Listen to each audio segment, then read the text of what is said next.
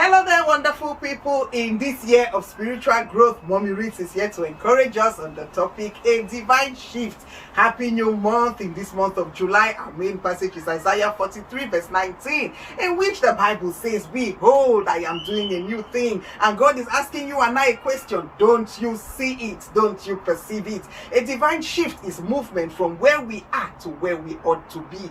A divine shift is a change in location, physical appearance, perception, dimensions, focus, and you name it.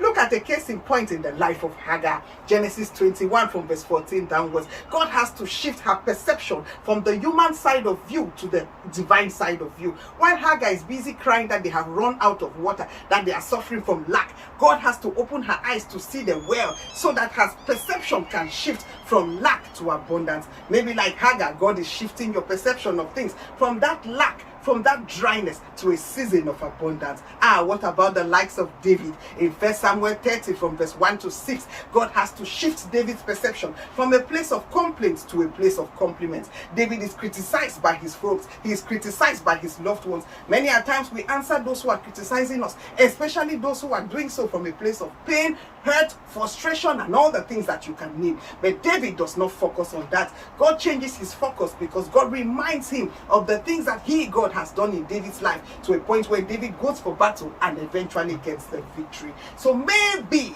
God is shifting our focus from that criticism, from that complaint, to a place where we will do what he wants us to do in order to be complimented. What about Abraham? Genesis 13 from verse 8 to 17. He has to separate from Lot physically in order to access the dimensions that God has destined for him. Maybe we need to separate from that person emotionally, physically, financially, psychologically, and even spiritually, so that we can be able to access that dimension that the Lord has destined for us. And so as God shifts us, let us not resist. Let us follow his leading so that we can get to where he has destined for us. Stay encouraged, stay blessed. Shalom.